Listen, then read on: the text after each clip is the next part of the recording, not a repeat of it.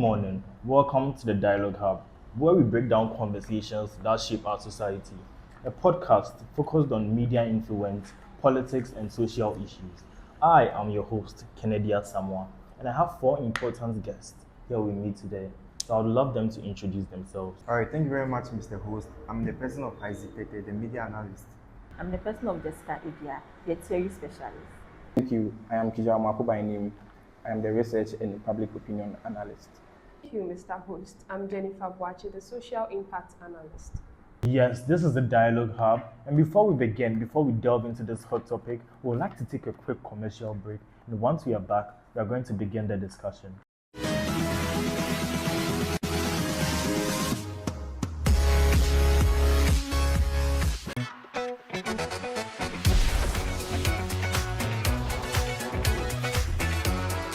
Feeling dark or nutty?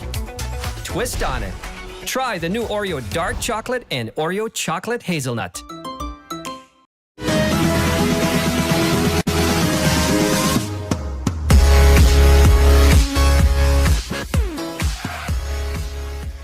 Welcome back to the Dialogue Hub. So now let's continue with the discussion. Okay, so these are my important guests, and today we are discussing a very important issue in Ghana's democracy: political propaganda and media influencing Ghana's elections. But before we begin, here is a major problem we are facing. So in recent elections, media platforms are no longer just informing citizens. They are increasingly being used to shape political narratives, influence opinions, and sometimes mislead voters through propaganda and biased reporting. So this raises an important question. Are Ghanaians making independent political decisions? Or are those decisions being shaped by the media they consume? Today's discussion will analyze how television, radio, social media, political advertisements, and online influences affect voter behavior and public perception during elections in Ghana. So, Mr. Isaac, I would want you to enlighten us on political propaganda. All right, thank you very much once again, Mr. Host. I'm very highly privileged for me to be on this platform to deliberate about matters concerning our government. And I believe the question for the day is whether our Ghanaians are making independent political decisions or they are being shaped by the media. So before to begin with, I would like to explain what political propaganda actually means and how politicians use it in their everyday elections. So political propaganda is a very powerful tool that political entities or political products use to influence the government, or sorry, the electorates, which is the citizens or the people who vote for it. So I have a point over here I would like to read out to you guys and talk more about this.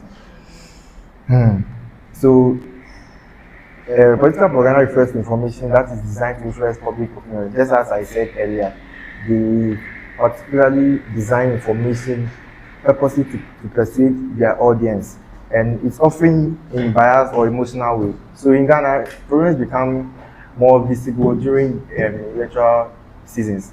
For example, some television stations and radio programs may give more airtime to certain political parties while limiting attention to others. So we know that some TV stations give more airtime to others because they are affiliated to that particular political party. So, for example, a station like Woont to Me TV, we all know that they are affiliated to the NPP. So they demand the works of the NDC and they talk more about the NPP. Yes. Thank you very much. That's Right. That's very interesting. So, would you say the media is shaping public perception during the elections? Definitely. During election periods, some issues receive heavy media attention while others are ignored completely. For example, economic hardships such as inflation or unemployment may be framed differently depending on the media outlet. Also, one station may describe the economy as improving, while another describes it as collapsing. This affects how audience interpret the issues. Oh yes, that's very good. That's a very good point. Yeah. So this conversation is getting really, really interesting. And then before we move on to our next speaker, we would like to go for a quick commercial break. And once we are back, Miss Jessica, we are going to take over from there. Thank you. So we'll be right back.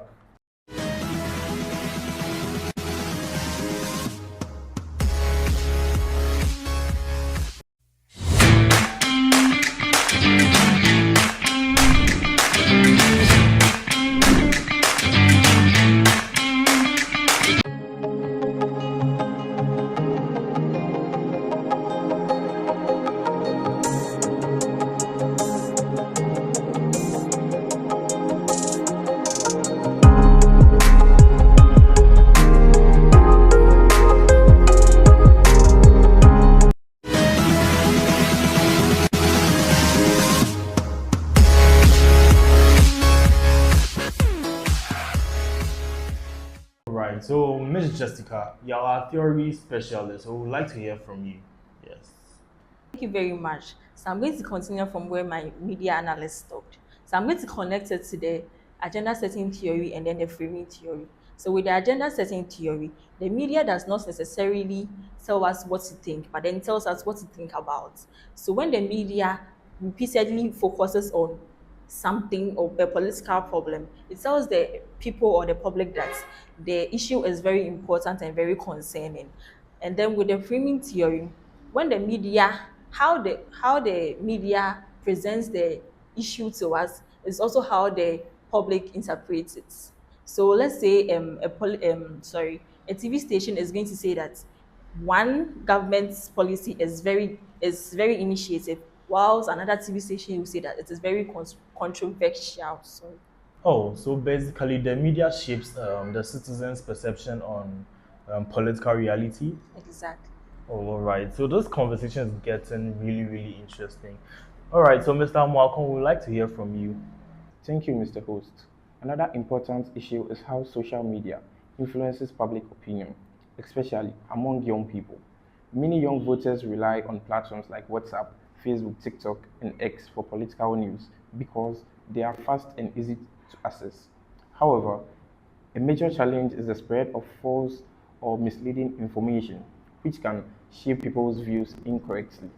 This also contributes to political polarization, where social media divides people into opposing groups and reduces balanced debates.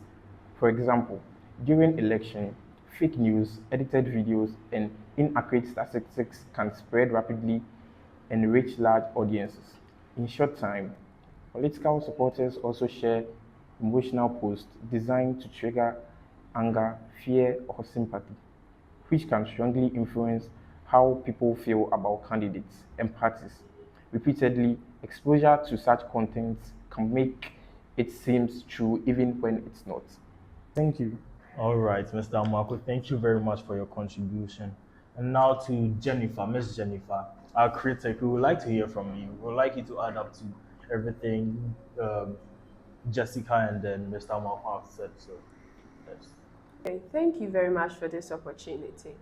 I would like to elaborate on this issue, which has been so serious, caused a lot of effects on the society. When people are constantly exposed to biased information, that's political information, sorry, they may develop false beliefs or emotional political attitudes. This can influence how they vote and also how they judge political leaders. Young voters are especially vulnerable because many rely heavily on social media for political information. For instance, influencers sometimes promote political opinions that may actually be sponsored or politically motivated, but audience often perceive them as genuine personal views. Yeah. Thank you. All right, thank you. That was a very strong point, Ms. Jennifer. Thank So, yeah. All right, this is getting very interesting. Like, the guests are giving their thoughts about this topic. So, Ms. Jessica, looks like you have something to say. So, we would like you to add up to what Ms. Jennifer said. So, let's hear from you. Thank you very much. So I'm going to add what I said earlier. So I'm going to add two theories, which is the cultivation theory and then the propaganda model. So with the cultivation theory, it suggests that the repeated exposure of certain media messages shapes how people perceive or sees the reality. So for instance, let's say the media is always showing something negative or positive about a political party. The people or the public will see or accept it as the party being positive or the party's policies being positive or negative. And then with the propaganda model, the theory argues that media content can be influenced by political power or economic interest. This also means that some media organization prioritizes political agenda over balancing reporting. Thank you very much, Mr. All right, Ms. Jessica, well said, well said. So now back to you, Mr. Isaac. We'd like you to add up to what Ms. because I saw you jotting down some points. So we would like to hear from you too. All right, so in addition to what my colleagues mentioned earlier, I jotted down some few points which I would like to read to you guys. We also see propaganda techniques such as fear appeals, emotional persuasion, selective messages, name calling, and also repetition of political slogans when political messages are repeated consistently across television, radio, and social media. People may begin to accept them without questioning them critically. All right, those are like some strong points. So yeah, thank you very much. All right, so this has been a very fruitful discussion, and I've really learned a lot. So before we wrap up the show, I would like to ask like this last question, and with this question, I'm throwing it to Miss Jennifer, the critic. So, what impact does this have on Ghanaian society and democracy? Hey. Um, the impact is significant. First, misinformation spreads very quickly during elections. Yeah. Secondly, political popularity increases because citizens become emotionally attached to political narratives and begin to distrust opposing viewpoints. Okay. Third, the trust in media begins to decline when people fear that media organizations are biased. And finally, democracy itself can be affected if citizens are making political decisions based on manipulated or incomplete information. Yeah, I think that's it. And also, however, it's important to note that media is internally negative. Okay. Yes, it's very negative. Media can also educate citizens, increase awareness, and encourage political participation, and hold leaders accountable.